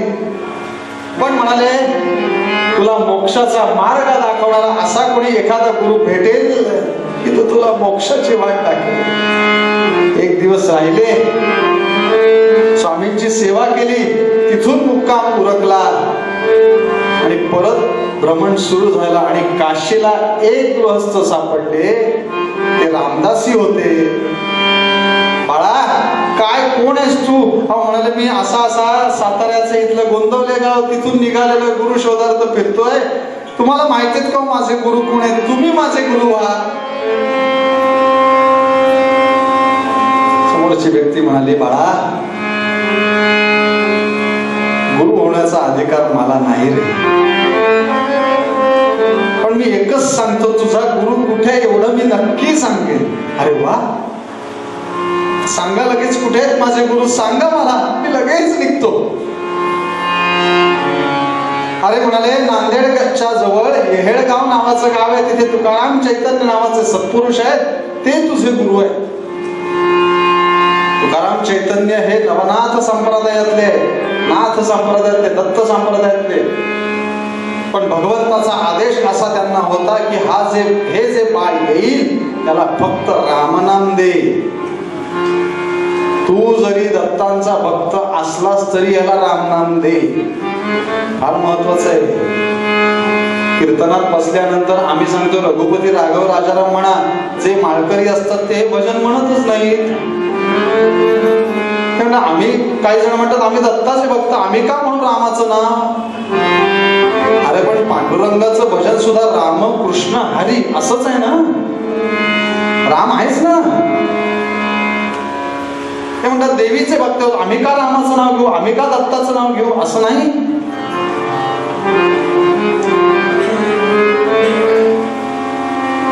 गणुबुवा निघाले हो, त्यावेळेस सोय नव्हती हात दाखवायला, धावत सुटले हो. आता होते कुठे? काशीत. काशीत पासून हे पोरग धावतय नुसतं महाराष्ट्राकडे, आणि नांदेडला आले, येहेळगावला आले, आणि गावात शिरल्याबरोबर पहिलं विचारलं इथे तुकाराम चैतन्य नावाचे सत्पुरुष कुठे राहतात हो? गावातले लोक म्हणाले तुकाराम चैतन्य आणि सत्पुरुष आमच्या गावात तो एक वेडा आहे तुकिया. आता तो सत्पुरुष आहे काय माहिती नाही, पण वेड्यासारखा फिरत असतो, उष्टी खरकटी खातो, स्मशानात बसलेला असतो कायम. ती काय मुलांसारखी टोपरी काय घालतो, काय ते चिली मोडत बसतो, काय त्याचं चाललेलं असतं. तो असेल एखाद वेळेस. मला सांगा, ज्ञानोबा माऊलींपासून आतापर्यंत श्री महाराजांपर्यंत अशी गळ्यात कोणी पाटी घातली का मला महाराज म्हणा म्हणून? आता बाहेर पाट्या असतात सद्गुरू म्हणून. सोपं आहे का इतकं सद्गुरुपद? 12 वर्ष हे फिरत होते, 12 वर्ष. कोणी उठतंय सद्गुरू होतंय? इतकं सोपं नाही ते सद्गुरुपद.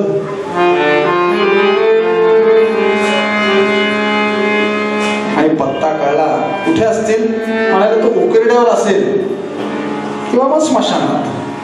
स्मशानेश्वा क्रीडा स्मरहर पिशाच्या सहचरा, तिथे असेल. आणि धावत आले हो. आणि जसं गणुबुवांना बघितलं तुकाराम चैतन्याने, तिथे चिता पेटत होती एक. त्यातली जळकी लाकडं एक एक ओढली तुकाराम चैतन्याने या गणुबुवांवर फेकायचं.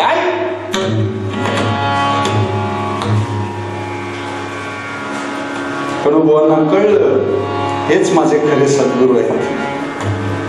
ज्या अर्थी हे मला लांब जायला सांगताय त्या अर्थी हे सद्गुरू आहेत. मग त्यांच्या शिव्याही ऐकायला लागल्या तरी चालतील. सदा संतांपाशी जावे. वासुदेवानंद सरस्वती टेंबे स्वामी महाराजांचा अभंग आहे. सदा संतांपाशी जावे, त्यांच्या जवळीत बैसावे. उपदेश तेन देती, परी ऐकाव्या त्या गोष्टी.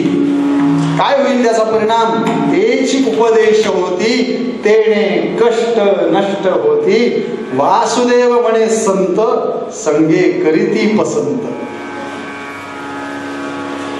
आणि आले हो तसेच लाकडं अंगावर झेलत झेलत साष्टांग दंडवत घातलं. कोण आहेस? कुठून आलायस? आता यांना काय माहिती नाही का सगळं? म्हणून तर पूजेच्या आधी संकल्प काय, प्रतिज्ञा आहे ती. मी आता इथे बसलोय, मी तन धन मनाने असेल की नाही मला माहिती नाही. संकल्प आहे तन मन धनाने मी इथे असेल अशी प्रतिज्ञा करतोय. आणि आता सत्यनारायणाची पूजा करतोय, हा संकल्प करतोय. त्याला माहितीच आहे तुम्ही आज काय करणार आहात. महाराजांना माहिती नाही का गुरुप्रतिपदा उत्सव करणार आहात ते? पण आपलं सांगणं कर्तव्य आहे. त्यांना आमंत्रण करायला पाहिजे, महाराज सगळ्या गणांसह इथे उपस्थित राहा. माणसं येणारच आहेत, पण तुम्ही जर नसाल तर. श्री महाराज म्हणजे गोंदवल्याचे मुकुटमणी, तेच नाही असं म्हणू शकतो का आपण? का नाही म्हणू शकत? समाधी पाहता, समाधी आहे ना, काय होतं ते बघितलं, समाधान हो. माणसं रडतात महाराजांसमोर जाऊन, महाराज काय तुमची किमया आहे हो, की माझ्यासारख्या नास्तिकाला तुमच्या समोर आणून उभा केला. आणि गणुबुवांना जवळ घेतलं, उपदेश झाला, बऱ्याच परीक्षा झाल्या, सहजासहजी नाही जवळ केलं. ज्या उसाच्या मुळ्या 10 लोकांना उचलणार नाहीत अशा गणुबुवाच्या खांद्यावर देऊन त्याला चालावलं. झाडाची पानं तोडायला सांगायचे, तोड पानं. आणि चीक जसा आला ना त्या पानातून की तुकाराम चैतन्य म्हणायचे, काय लाज नाही वाटत? ती पानं तोडलीस, ती झाडं रडतायत बघ आता. जोड बघू तिथं होते तशी. कारण गणुबुवांना माहिती होतं ज्याने तोडायला सांगितलं त्याच्यात जोडायची ताकद नक्की आहे. जसं एक एक पान लावावं सहज लागायचं. इतक्या परीक्षा घेतल्या आणि रामनवमीच्याच दिवशी दुपारी अनुग्रहित केलं. मस्तकावरती हात ठेवला, गणुबुवा नाव बाजूला झालं आणि नाव ठेवलं ब्रह्मचैतन्य. कारण ब्रह्म ही सत्य आहे ना? हो म्हणा. हा, नाही तर तुम्ही सत्य आहात की नाही आता याच्यावर शंका येईल. कारण आपल्या आत जे काय आहे ते ब्रह्मच आहे, ब्रह्म सत्य. म्हणून चैतन्य ही सत्य आहे. ते चैतन्य रूपाने आपल्यात आहेत. चैतन्यामध्ये किती चैतन्य असेल माहिती नाही, पण चैतन्य आहे सत्य. म्हणून ब्रह्मचैतन्य नाम दिलं आणि सांगितलं जा आजपासून तू सगळ्यांना रामनामाचा जप द्यायला, अनुग्रहित द्यायला मोकळा झाला. सदा सर्वदा मोकळी बुद्धीला. म्हणाले मी पूर्ण मोकळा झालोय, माझ्याकडे जे होतं ना ते सगळं तुला दिलंय, काही नाही ठेवलं आता माझ्याकडे, मी पूर्ण रिकाम आहे. असं कोण म्हणलं? तुकाराम चैतन्य, जे आपल्या सद्गुरूंचे सद्गुरू.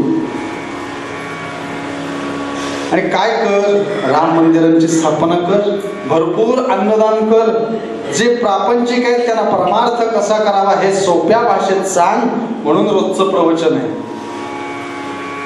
इतक्या सोप्या भाषेत कळला पाहिजे परमार्थ काय आहे. आणि तिथून जे निघाले, घरी आले, लगेच नाही आले. तुम्ही जर थोरल्या रामाला गेला असाल तर तिथे मारुतीचं मंदिर आहे. तिथे लिहिलेलं आहे बघा, श्री महाराजांचं प्रकट स्थान. ते ज्या वेळेला गुरु उपदेश घेऊन आले त्यावेळेला तिथे बसलेले होते. आणि गीतामाई रोज असे साधू सत्पुरुषाचे त्यांना विचारायचे, माझ्या पोराला बघितलं का कुठे, माझ्या गडूला बघितलं का कुठे. आपलं पोर 12 वर्ष आपल्यापासून लांब आहे, काय त्या आईची अवस्था झाली असेल. रोज रोज प्रत्येकाला विचारावं. आणि त्या गणुबुवालाच विचार आला, त्याची आई आली. ए गोसाव्या, माझ्या गणूला बघितलंच का रे कुठे, मी खूप त्याची वाट बघते रे. समोरकडनं उत्तर आलं, उद्या भेटेल येऊन तुम्हाला तो. मान खाली आई आले स्वतःची. पण गुरूंचा आदेश लगेच आपली ओळख देऊ नकोस.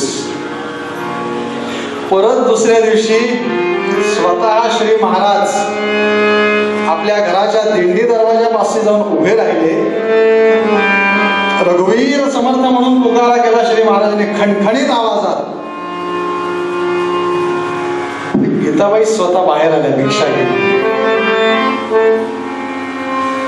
गोसावी बुवा आला जाय तर भिक्षा घ्या, त्या माझ्या पोराची वाट बघून बघून मी थकले, आता काहीतरी आशीर्वाद देतो, आज येईल असं तो एक गोसावी कालचा म्हणालाय, तो बघा आता येतोय का.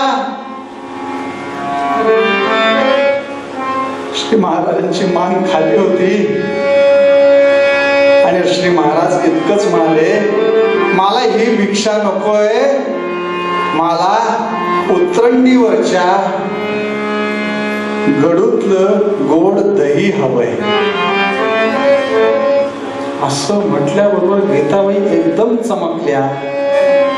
म्हणले उतरंडीवरचं दही फक्त गणूला माहिती असतं. आणि जे बघितलं, गणू तू आलास, अरे किती मोठा झालास, पण काय करू रे, थकले मी तुझी वाट बघून बघून.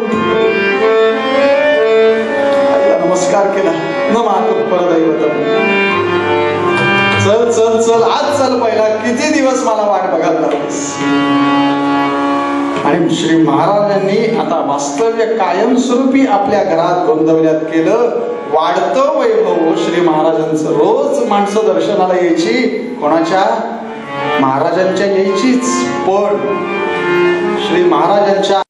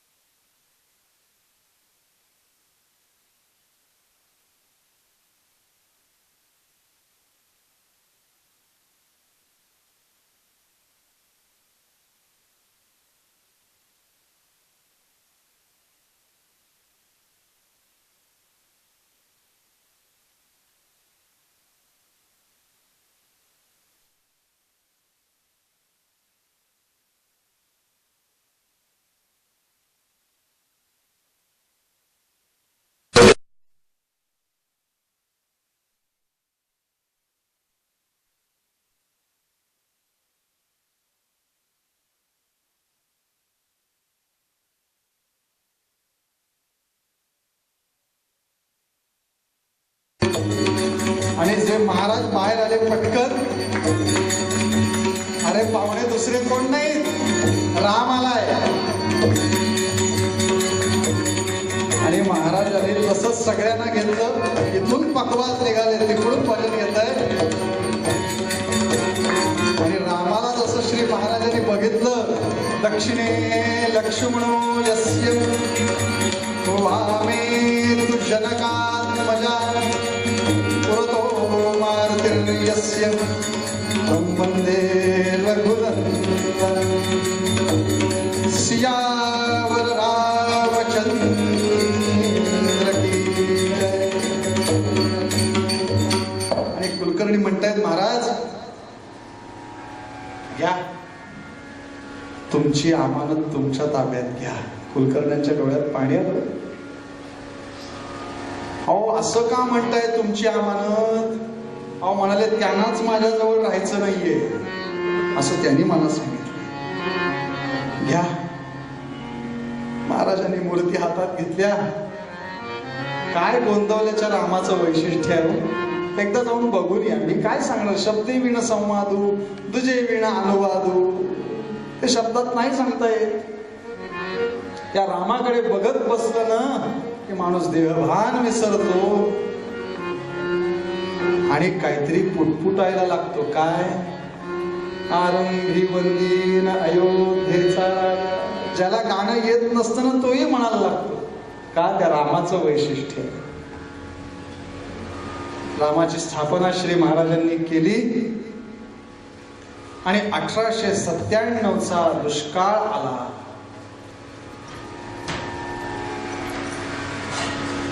आणि इतका दुष्काळ पडला आणि श्री महाराज रामासमोर जाऊन उभे राहिले. पास म्हणाले, 53 वर्ष भूमिभार, आता मीही निघालो नाही, मी शरण्यात जाईल. मी थांबून काय करू आता? माझ्या एकाच जर अन्न वाचलं तर माझ्या गोंदवल्यातल्या कितीतरी लोकांना अन्न मिळेल, या वृत्तीने श्री महाराज बाहेर पडले. रामाची पूजा केली आणि टांगा ठरवलेला होता त्या काळात. महाराजांनी रामाला एकदा सांगितलं, रामा ही सगळी तुझी लेकरं आहेत, यांना तू सांभाळ. बाहेर पडले, सोहळं सोडलं आणि सगळं गोंदवले गाव अख्खं जमा झालंय महाराज निघालेत म्हणून. सगळ्यांना महाराज सांगतायत, माझ्या रामाला सांभाळा बरं, माझ्या रामाला सांभाळा. महाराज नका ना जाऊ, तुम्ही नका जाऊ, आमच्या दृष्टीने राम तुम्ही आहात. आणि इतकी बोलचाल चालू आहे. महाराज टांग्यात बसले सुद्धा. टांगा सुरू झाला आणि टांगा जसा सुरू झाला तेवढ्यात एक धावत आला. जाऊ नका हो महाराज, जाऊ नका हो महाराज, अश्रू तो ढाळतो कृपा घनही. महाराज जाऊ नका, जाऊ नका. त्या रामाच्या डोळ्यात पाणी. महाराज जाऊ नका. थांबा महाराज. महाराजांनी लगेच टांग्यातनं उडी मारली. माझा राम माझ्यासाठी लढतोय. धावत धावत आले, कसं बस सोहळं नेसलं आणि हातातल्या रुमालाने रामाचे नेत्र पुसतायत. घडले नवल असे की, घडले नवल असे की, दासासाठीच नेत्र पाणवले. पाहुनी नयन प्रभूचे, दासाचे हीच नेत्र पाण. राम रडतोय म्हटल्यावर महाराज रडायला लागले. रामा, मी जाण्याने जर तू रडणार असशील ना, मी इथनं कुठेही जाणार नाही. आणि गोंदवल्याचा राम कायम जागृत राहिला. श्री महाराजांसाठी गोंदवल्याच्या रामाच्या डोळ्यात 3 वेळा अश्रुधारा आली. महाराजांना एकदा प्लेगची साथ झालेली, नंतर महाराज निघालेले होते नैमिषारण्यात जायला तेव्हा, आणि शेवटी महाराजांनी देह ठेवला तेव्हा राम रडला. हे सगळं कशामुळे शक्य झालं? तर या राम नामे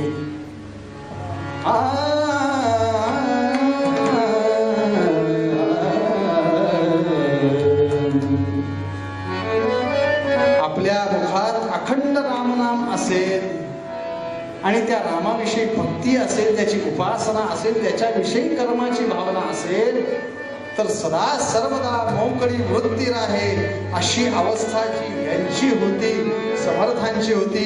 हे जे सगळे फोटो लागले गजानन महाराज, साईबाबा, काय त्यांची वृत्ती होती? सदा सर्वदा मोकळी, काहीच नाही माझं, सगळं भगवंताचं. ही त्यांनी वृत्ती ठेवली म्हणून त्यांना रामाचं दर्शन झालं. महाराजांसाठी राम प्रत्येक वेळेला आला. चरित्रातला फक्त आपण त्या मोठ्या डोंगरातला एक छोटासा भाग बघितला. छोटासा 600 पानांचं चरित्र आहे, त्यातलं किती सांगणार हो? एवढंसं सांगितलं जेमतेम. पण श्री महाराजांनी त्यांच्या आयुष्यात फक्त तुम्हा आम्हाला आत्तापर्यंत फक्त रामनाम दिलं, या क्षणापर्यंत, आणि पुढे ते देतच राहणार आहे. म्हणून त्यांच्यावरती फक्त पूर्ण विश्वास ठेवूया आणि श्री महाराजांना इतकीच प्रार्थना करूया, महाराज तुमच्या आशीर्वादाने तुम्हीच इथे आलाय. बरोबर आहे ना? आपण आणलंय का हो त्यांना? त्यांच्या मनात होतं म्हणून ते इथे आले. आता तुमच्या मनात असंच राहू द्या की हा गुरुप्रतिपदा उत्सव वाढत्या उत्साहाने दरवर्षी साजरा होत राहू द्या. आणि याला महाराजांचाच आशीर्वाद द्यायला पण तुमच्या सगळ्यांची साथ फार गरजेची आहे. जशी इथे आम्हाला हे साथीदार लागतात, तसे आम्हाला समोरही साथीदार लागतात. कीर्तन सगळ्यांचं आहे, पण आमचे साथीदार घेऊन बसलेत म्हणून हे वाक्य म्हटलं. म्हणजे तुम्ही आहातच, माझ्याबरोबर नेहमी असतात ते आलेले, असे सगळेच पाहिजेत. म्हणून हे कीर्तन फक्त एकट्याचं नसून तुमचं आमचं संवादाचं कीर्तन, याच्यातूनच श्री महाराजांना एवढीच प्रार्थना राहील, हा उत्सव असाच चालू राहू द्या, असंच आम्हाला रामनाम देत राहा, आम्ही घेत. यानंतर भैरवी होईल, आरती होईल. आरती झाल्यानंतर महाप्रसाद आहे. महाप्रसाद घेत असताना पानात टाकू नका. टाकलं तर ते महाराज तुम्हाला काही शिक्षा करायची ती करतील, मी करणारा मोठा कोणी नाही. त्यामुळे घेतानाच शांतपणे घ्या, व्यवस्थित अन्न ग्रहण करा.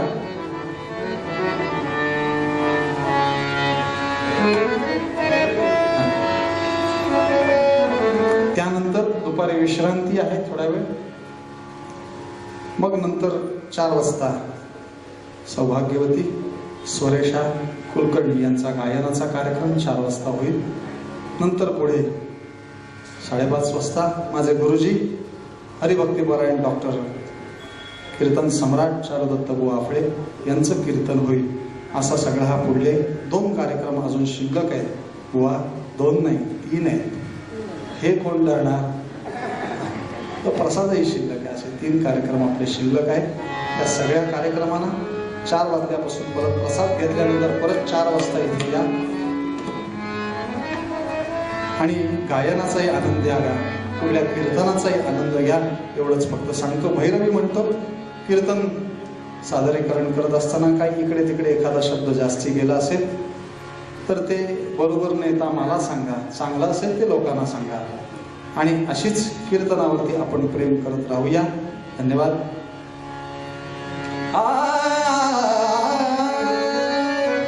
जगी होई जे धन्य या रामनाम, क्रिया भक्ती उपासना नित्य नेमे, उदासीनता तत्वता सार आहे सदा सर्वदा मोकळी.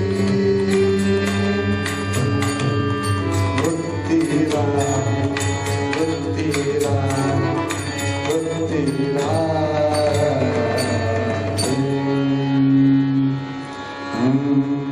दास्य दे हरे तुझ्या चरणाचे, कीर्तन श्रवण आचरणाचे, दे अनन्य हृदयी स्मरणाते, तेने देसी तरी दे मरणाते. भगवान गोपाल कृष्ण महाराज की जय.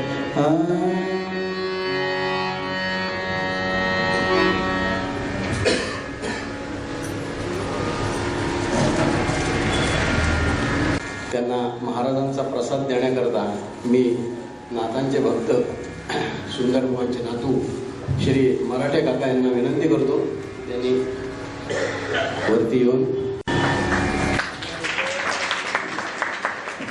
आरतीसाठी असे इच्छा हो जशी मानसे करीतसे हा देह तुझा असे. जय जय रघुवीर समर्थ हे चिदान देगा देवा काहीन आवडी हेची माझी सर्व संपदा संत संत देगा हे गर्भवासी सुखे घाला. जय जय आर श्री गुरुराया सद्गुरुराया नमितो तव पद समहरि माया जीव हा ब्रह्म वै तपसा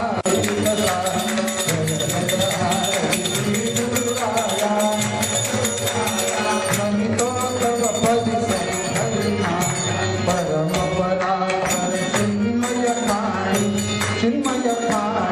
गतमुक्त गरीवा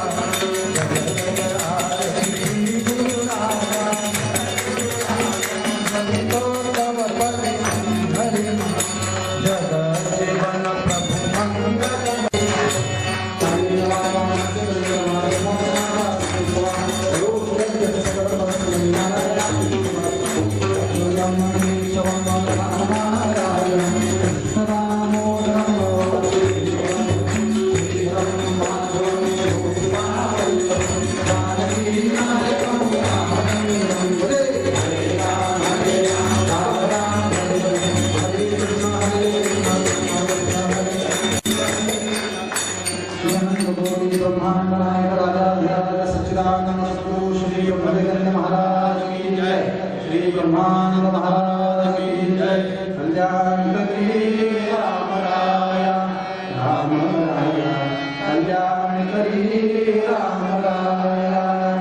जनहित विवरी जनहित विवरी जनहित विवरी कल्याण करी राहे होत आहे. हे जन हाती धरी दया कल्याण करी देवराया कल्याण करी राम राया. अपराधी जन सुखदची गेले सुखदची गेले कल्याण करी राम राया देवराया.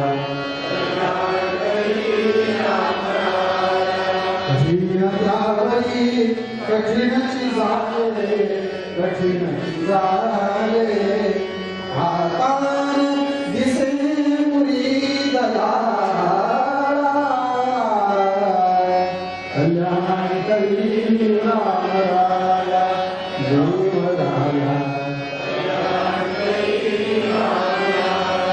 ओठे चाले काय कल्याण करी राम राया देवराया. कल्याण करी राम राया. दास म्हणे आम्ही केले पावलो दयेसी नाही सरी दया कल्याण करी राम राया देवराया. कल्याण करी राम राया राम राया राम राया राम. श्री राम जय श्री राम.